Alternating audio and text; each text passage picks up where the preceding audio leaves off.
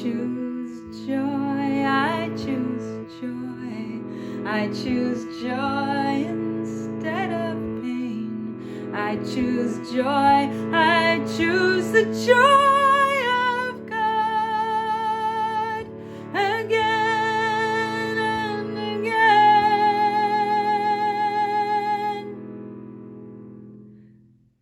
Dear Divine Ones, welcome back to Miracle Mantras. I'm Kiran Jot. I'll be reading today's lesson for you, singing this mantra with you again so that you can sing it and carry it with you throughout your day. And I'll be adding a commentary at the end. This is lesson 190. I choose the joy of God instead of pain. Pain is a wrong perception. When it is experienced in any form, it is proof of self-deception. It is not a fact at all. There is no form it takes that will not disappear if seen aright. For pain proclaims God cruel.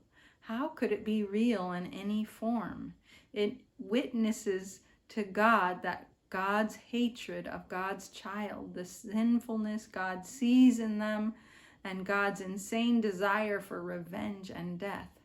Can such projections be attested to? Can they be anything but wholly false? Pain is but witness to God's child's mistakes in what they think they are. It is a dream of fierce retaliation for a crime that could not be committed, for attack on what is wholly unassailable. It is a nightmare of abandonment by an eternal love which could not leave the child whom it created out of love. Pain is a sign illusions reign in place of truth. It demonstrates God is denied, confused with fear, perceived as mad, and seen as traitor. If God is real, there is no pain. If pain is real, there is no God. For vengeance is not part of love, and fear, denying love and using pain to prove that God is dead, has shown that death is victor over life. The body is the child of God, corruptible in death, as mortal as the God they have slain. Peace to such foolishness! The time has come to laugh at such insane ideas. There is no need to think of them as savage crimes or secret sins with weighty consequence. Who but a madman could conceive of them as cause of anything? Their witness, pain, is mad as they, and no more to be feared than the insane illusions which it shields and tries to demonstrate must still be true. It is your thoughts alone that cause you pain. Nothing external to your mind can hurt or injure you in any way. There is no cause beyond yourself that can reach down and bring oppression. No one but yourself affects you. There is nothing in the world that has the power to make you ill or sad or weak or frail. But it is you who have the power to dominate all things you see by merely recognizing what they are. As you perceive the harmlessness in them, they will accept your holy will as theirs, and what was seen as fearful now becomes a source of innocence and holiness.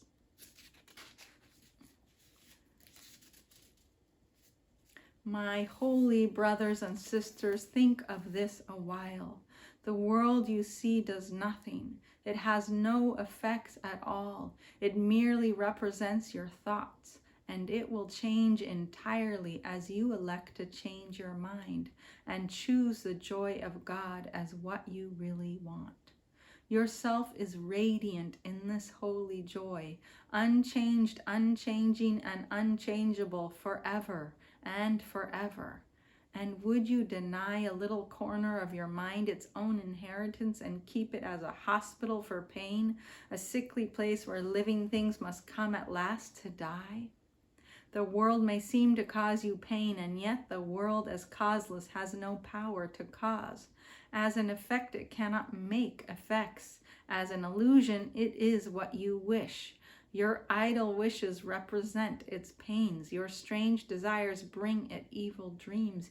Your thoughts of death envelop it in fear, while in your kind forgiveness does it live. Pain is the thought of evil taking form and working havoc in your holy mind.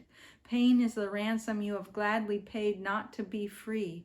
In pain is God denied, the child God loves. In pain does fear appear to triumph over love, and time replace eternity and heaven. And the world becomes a cruel and a bitter place where sorrow rules and little joys give way before the onslaught of the savage pain that waits to end all joy in misery. Lay down your arms and come without defense into the quiet place where heaven's peace holds all things still at last. Lay down all thoughts of danger and of fear. Let no attack enter with you. Lay down the cruel sword of judgment that you hold against your throat, and put aside the withering assaults with which you seek to hide your holiness. Here will you understand there is no pain. Here does the joy of God belong to you. This is the day when it is given you to realize the lesson that contains all of salvation's power. It is this. Pain is illusion, joy reality. Pain is but sleep, joy is awakening. Pain is deception, joy alone is true. And so again we make the only choice that ever can be made. We choose between illusions and the truth, or pain and joy, or hell and heaven. Let our gratitude unto our teacher fill our hearts as we are free to choose our joy instead of pain, our holiness in place of sin, the peace of God instead of conflict, and the light of heaven for the darkness of the world. I choose the joy of God instead of pain.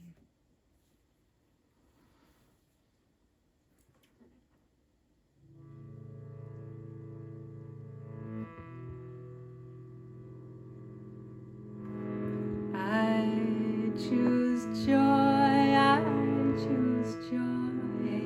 I choose joy instead of pain. I choose joy. I choose the joy of God again and again. I choose joy, I choose joy. I choose joy instead of pain. I choose joy, I choose the joy.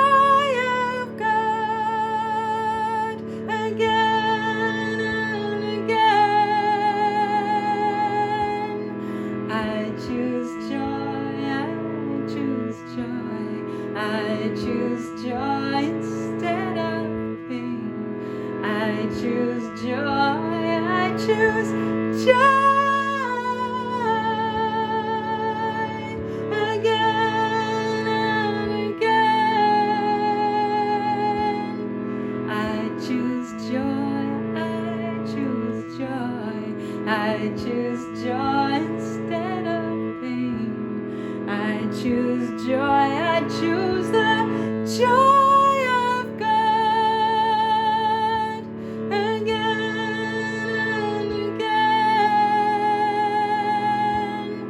I choose joy, I choose joy. I choose joy instead of pain. I choose joy, I choose joy.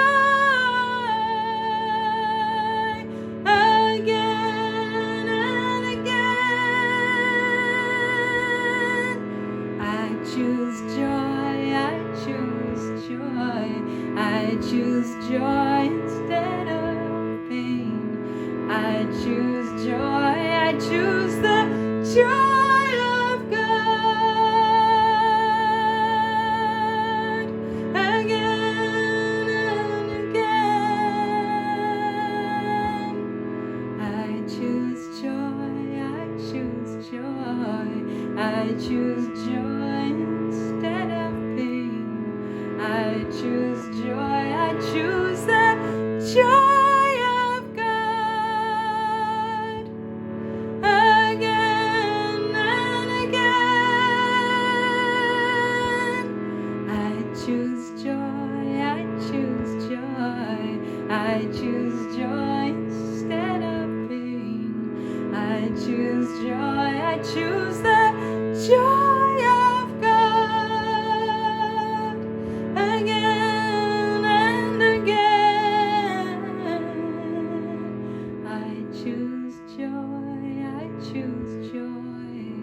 I choose joy instead of pain. I choose joy. I choose the joy of God again and again.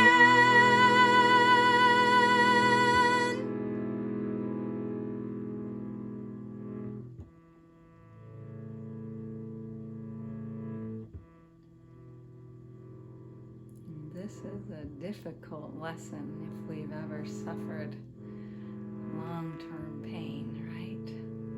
Or even short, any kind of pain. Pain is one of the greatest tools of this earth plane, or we can say of the ego's battleground. Because once we have pain, we're fully, it feels trapped in the body. And then we start to go into fear. The fear that something's wrong with this body, the fear that it's broken, the fear that it's going to die soon, and then we'll be gone. But when we connect, when we relate to the true self, the self that is not limited by the body, that is far beyond this little form, what Course in Miracles calls this speck of dust, this pile of sand. When we begin to relate and remember the spirit, the eternal essence of love that we are, we can release pain. We can focus on the beauty even amidst our pain. You can just do it in little tests with yourself. Choose something that's not too difficult. I like to practice on a very intense leg or foot cramps, muscle spasms, right? And we can repeat, I am immortal spirit. I am innocent and pure. The guiltless mind feels no pain. This is from Gary Renard's books. When you're having a pain, try it with something small first. The guiltless mind feels no pain. And just see if you can release some of it. It works really well for me in that circumstance. And then you can think of the people who come back from a near-death experience. And they were in a situation that we think is the utmost pain, right? But suddenly they were not even there anymore. They were not in their bodies, and they went to speak to their guides. They went to this other place, and they were expanded, and they had this whole other experience, and they were looking down at the body. Often they describe looking down at their body and saying, how could I possibly fit in that little thing?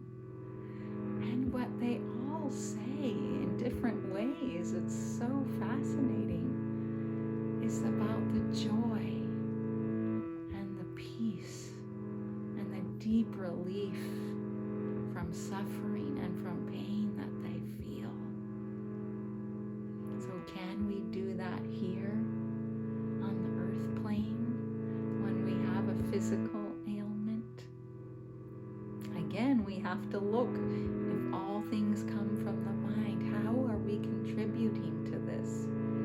Because it's very confusing and very easy to say, well, my body did this to me, or my genetics, or that car accident, whatever it is. here's our opportunity to undo our negative thoughts, maybe that we haven't been conscious of. Have we been telling our body that we hate it since age 9 or 10? Have we been saying we're not good enough and not worthy? Well, the body responds to these things even if we're not even conscious of them. So as we look at the pain, as we look at something that's happening to us on the body, we have to look at all these other things. We have to go deeper and past and beyond, and maybe get inspired by stories of people coming back from the most horrific and painful experiences and coming with this beautiful declaration and experience and statement and story to share that it is in fact joy that we all go to beyond the body.